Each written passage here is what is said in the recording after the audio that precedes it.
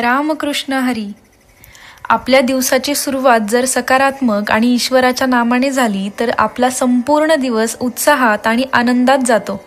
आपल्या भारतीय संस्कृतीत सकाळी उठल्यापासून ते स्नानापर्यंत काही अत्यंत प्रभावशाली श्लोक सांगितले आहेत.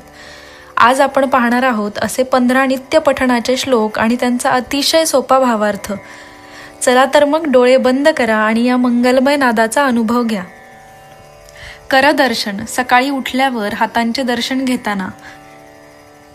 कराग्रे वसते लक्ष्मी, करमध्ये सरस्वती, करमूले तु गोविंद, प्रभाते करदर्शनम. अर्थात हाताच्या अग्रभागी धनदात्री माता लक्ष्मी, मध्यभागी विद्यादात्री माता सरस्वती आणि हाताच्या मुळाशी साक्षात भगवान गोविंद वास करतात. म्हणून सकाळी उठल्याबरोबर आपल्या हातांचे दर्शन घ्यावे. यामागचा खरा उद्देश आपल्याला आपल्या कर्माची जाणीव करून देणे हा आहे. आपले हातच आपले भविष्य घडवतात. धन म्हणजे लक्ष्मी, ज्ञान, सरस्वती आणि ईश्वर प्राप्ती म्हणजे विष्णू हे सर्व आपल्याच हातांच्या कर्मातून आणि परिश्रमातून मिळणार आहे. हा अत्यंत सकारात्मक विचार यातून रुजवला जातो. भूमिवंदन. पाय जमिनीवर ठेवताना.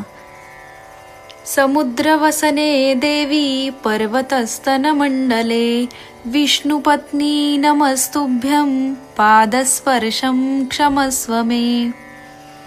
अर्थात समुद्ररूपी वस्त्र नेसलेल्या, पर्वतरूपी स्तन असलेल्या आणि भगवान विष्णूंच्या पत्नी असलेल्या हे भूमिमाते, तुला माझा नमस्कार असो.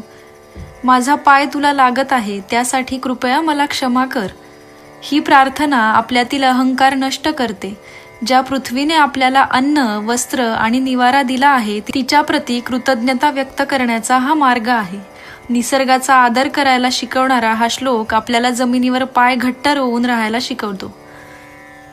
श्री गणपती वंदन. कार्याच्या सुरुवातीला.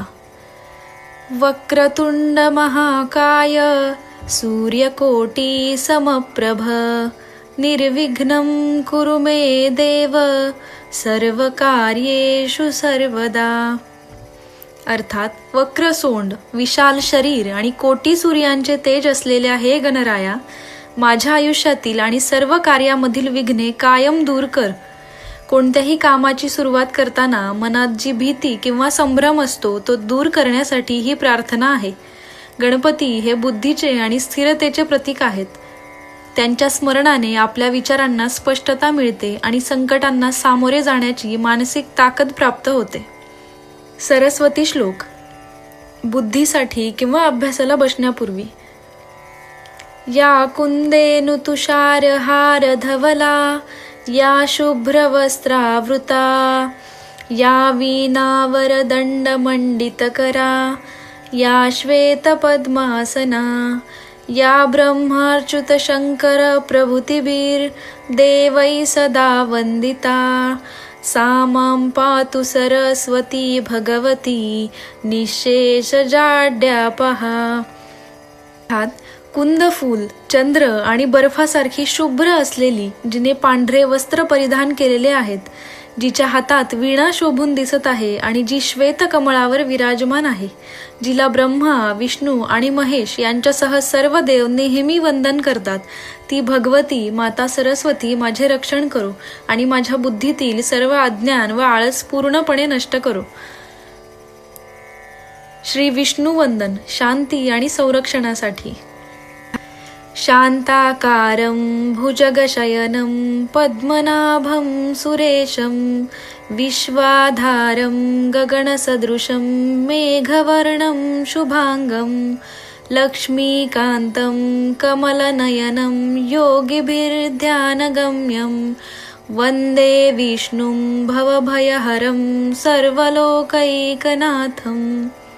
अर्थात ज्यांची मुद्रा अतिशय शांत आहे, जे शेषनागावर शयन करतात, ज्यांच्या नाभीतून कमळ उगवले आहे, जे सर्व देवांचे स्वामी आणि या संपूर्ण विश्वाचा आधार आहेत, जे आकाशासमान अथांग आहेत, ज्यांचा वर्ण मेघासारखा सावळा आहे आणि ज्यांचे अंग अत्यंत शुभ आहे, जे माता लक्ष्मीचे पती आहेत, ज्यांचे नेत्र कमळासारखे आहेत, ज्यांना योगी ध्यानाद्वारे प्राप्त करतात आणि जे या संसारातील सर्व प्रकारच्या भीतींचा नाश करणारे सर्व लोकांचे एकमेव स्वामी आहेत, अशा भगवान विष्णूंना माझा नमस्कार असो. श्री कृष्ण वंदन. कृपेसाठी प्रार्थना. मूकं करोति वाचालं पंगुल्लंघयते गिरिं यत्कृपातमहं वंदे परमानंद माधवम. अर्थात ज्यांच्या कृपेने मुका माणूसही बोलू लागतो आणि पांगळा माणूस पर्वतही ओलांडू शकतो, त्या परम आनंद स्वरूप भगवान श्रीकृष्णांना मी वंदन करते. ही प्रार्थना आपल्यातला आत्मविश्वास जागा करते. जेव्हा आपल्याला एखादे ध्येय अशक्य वाटते तेव्हा ईश्वरावरील अढळ श्रद्धा आपल्याला मानसिक बळ देते. प्रामाणिक प्रयत्नांना जेव्हा दैवी कृपेची जोड मिळते तेव्हा आयुष्यात कोणतेही अशक्य काम शक्य होऊ शकते. हा यामागचा संदेश आहे. श्रीराम वंदन. समर्पणाचा भाव. माता रामो मत्पिता रामचंद्रः स्वामी रामो मत्सखा रामचंद्रः सर्वस्वं मे रामचंद्रो दयालुः नान्यं जाने नैव जाने न जाने. अर्थात दयाळू श्रीराम हेच माझी माता, पिता, स्वामी आणि सखा आहेत. तेच माझे सर्वस्व आहेत. त्यांच्या व्यतिरिक्त मी कोणालाही माझा तारणहार मानत नाही. हा संपूर्ण शरणागतीचा भाव आहे. जेव्हा आपण आपल्या चिंता, भीती आणि भविष्य त्या परमेश्वराच्या चरणी सोपवतो तेव्हा आपले मन एकदम हलके होते. देव हा फक्त आकाशात नाही तर तो आपला सर्वात जवळचा मित्र आणि पालक आहे. ही भावना आपल्याला कधीही एकटे पडू देत नाही. श्री गुरुवंदन. मार्गदर्शनासाठी. गुरुर्ब्रह्मा गुरुर्विष्णू गुरुर्देवो महेश्वरः गुरुः साक्षात परब्रह्म तस्मै श्री गुरवे नमः. अर्थात गुरु हेच ब्रह्मा, विष्णू आणि महेश आहेत. गुरु हेच साक्षात परब्रह्म आहेत. अशा अज्ञान दूर करणाऱ्या माझ्या सद्गुरूंना माझा नमस्कार असो. आयुष्यात योग्य मार्गदर्शकाचे महत्त्व यातून अधोरेखित होते. गुरु हा ब्रह्मासारखा नवीन विचारांची निर्मिती करतो, विष्णूसारखा आपले पालन करतो आणि महेश म्हणजे शिव बनून आपल्यातील वाईट सवयींचा नाश करतो. गुरुविना आयुष्याला योग्य दिशा मिळणे अशक्य आहे. श्री हनुमान वंदन. बळ आणि धैर्यासाठी. मनोजवं मारुततुल्य वेगं जितेंद्रियं बुद्धिमतां वरिष्ठं वातात्मजं वानरयूथमुख्यं श्रीरामदूतं शरणं प्रपद्ये. अर्थात मनासारखा आणि वाऱ्यासारखा ज्यांचा वेग आहे, ज्यांनी सर्व इंद्रियांवर विजय मिळवला आहे आणि जे बुद्धिमंतांमध्ये श्रेष्ठ आहेत, त्या श्रीरामदूत हनुमंतांना मी शरण जाते.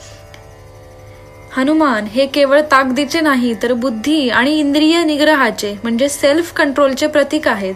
आजच्या तरुणाईला सर्वात जास्त गरज याच गोष्टीची आहे, स्वतःच्या मनावर आणि व्यसनांवर नियंत्रण ठेवण्याची. ही प्रार्थना शारीरिक आणि मानसिक असे दोन्ही प्रकारचे बळ देते.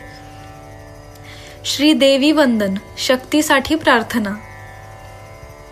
या देवी सर्वभूतेषु शक्तिरूपेण संस्थिता नमस्तस्यै नमस्तस्यै नमस्तस्यै नमो नमः. अर्थात जी देवी सर्व प्राणीमात्रांमध्ये शक्ती आणि चैतन्य रूपाने वास करते, तिला माझा त्रिवार नमस्कार असो. हा श्लोक प्रत्येक जीवामध्ये असलेल्या ईश्वरी ऊर्जेचा आदर करायला शिकवतो. आपल्यातील ऊर्जा ही केवळ आपली नसून ती त्या वैश्विक शक्तीचाच एक अंश आहे. जेव्हा आपण ही ऊर्जा सकारात्मक कामांसाठी वापरतो तेव्हा तीच देवी आपल्याला यशाच्या शिखरावर घेऊन जाते. सूर्यवंदन. आरोग्य आणि तेजासाठी. आदिदेव नमस्तुभ्यं प्रसीद मम भास्कर दिवाकर नमस्तुभ्यं प्रभाकर नमोस्तुते. तर सूर्योपासना ही केवळ एक धार्मिक विधी नसून ती आपल्या जीवनात शिस्त, चैतन्य आणि आरोग्याचा संचार घडवणारी एक निरंतर ऊर्जा प्रक्रिया आहे.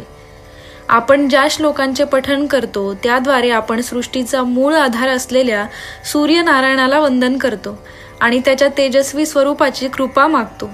दररोज न चुकता सूर्याला नमस्कार केल्याने केवळ आपली शारीरिक प्रकृती जसे की विटॅमिन डी मिळून हाडांचे आरोग्य सुधारणे चांगली राहते असे नाही, तर आपल्या बुद्धीमध्ये प्रखरता, आत्मविश्वास आणि कामात सातत्यही निर्माण होते.